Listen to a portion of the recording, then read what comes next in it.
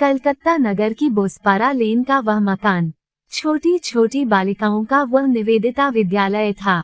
आज इस विद्यालय में स्वामी विवेकानंद पधारे थे। अध्यापिकाएं इनके श्रीचरणों में बैठी सत्संग लाभ कर रही थीं। बात चलते चलते निकल पड़ी शिक्षा पर। शिक्षा क्या है? बच्चों में हम क्या विकसित करें? सभी का उत्तर भिन्न था। समाधान के लिए सभी स्वामी जी की ओर ताक रहे थे। शांत वातावरण के मौन को भंग करते हुए वे बोल उठे, सुनो, तुम्हें एक कहानी सुनाता हूँ। यूनान का सम्राट अलेक्जेंडर देशों व जातियों को रौंदता हुआ एक बार भारत आया था। चलते समय अपने गुरु अरस्तु से उसने आशीर्वाद भी मांगा था।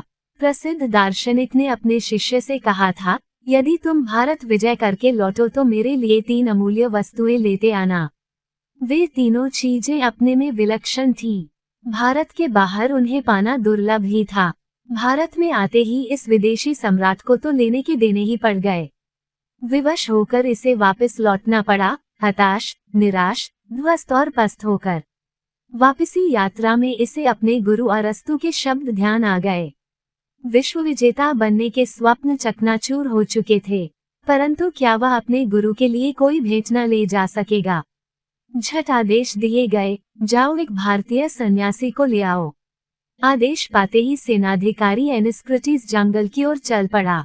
निकट के वन में एक विद्वान सन्यासी रहते थे, इनका नाम था दंडमिस। यूनानी सेनापति ने अकड़ कर कहा, ओ साधु, तुम्हें सम्राट ने अपनी सेवा में बुलाया है, जल्दी तैयार हो जाओ। दंडमिस का अट्टहास आकाश में गूंज उठा, तुम कौन हो? कहाँ से आए हो? कौन है वह सम्राट? मैं तो एक ही सम्राट, इस जगत सम्राट को जानता हूँ जिसके संकेत पर सूर्य, चंद्रमा व सारा संसार चल रहा है। इसको छोड़कर मैं किसी का आदेश नहीं माना करता हूँ। सेनापति चकरा गया। उसने चातुर्य से काम लेना चाहा। पैंतरा बदलते ही बोला, यवन सम्राट की शरण में आते ही तुम्हें मुंह मांगा इनाम मिलेगा, मालामाल कर दिए जाओगे। दंडमिस मुस्करा उठे, उनके नेत्र चमक उठे। वे बोल उठे, ये भूमि मुझे अन्न, फल और फूल देती है। सूर्य प्रकाश व जल तृप्ति देता है। मुझे और चाहिए भी क्या? जाओ अपने मालिक से कहना कि मुझे कुछ नहीं चाहिए, मैं कहीं नहीं जाऊंगा। सेनाधिकारी एनिसन्निटिस इस निर्भीक उत्तर से सकपका गया।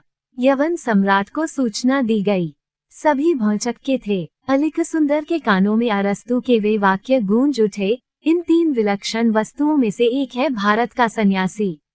दुनिया में वैसा व्यक्ति कहीं भी न मिलेगा। आखिरकार यवन सम्राट स्वयं आया। उसके साथ अनेक उच्च सेनाधिकारी भी आसपास खड़े थे। योगी दंडमिस पत्थर के एक शिलाखंड पर निश्चिंत भाव से बैठा था। बातचीत के मध्य में यवन आक्रमणकारी की त्योरियां चढ़ गईं। क्रोध में भरकर वह बोला, ओ सन्यासी के बच्चे, क्या तुझे ज्ञात है कि तू किसके सामने बैठा है, जिसके भरिकुटी मात्र के इशारे पर सिंहासन डोल उठते हैं। क्षण भर में तेरी बोटी बोटी काट डाली जाएगी, तुझे जिंदा आग में झोंक दिया जाएगा। अविचल रूप से बैठे बैठे उन्होंने उत्तर दिया, रे अज्ञानी मनुष्य, इससे बड़ी मूर्खतापूर्ण बात क्या हो सकती है? क्या तू मुझे काट सकता है? मुझे जला सकता है? मैं अमर पुत्र हूँ, न कोई मुझे जला सकता है, न काट सकता है। आत्मा अमर है। कहानी कहते कहते स्वामी जी रुक गए। अध्यापिकाएं हतप्रभ सी खड़ी कथा सुनने में तन्मय थी।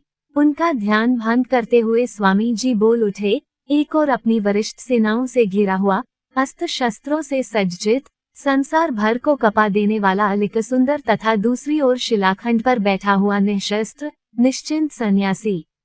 वो कौन सी शक्ति थी जिसने निर्भीकता उत्पन्न कर दी थी, इतना आत्मविश्वास जागृत कर दिया था? अवाक सी खड़ी अध्यापिकाएं बेचारी क्या उत्तर देती।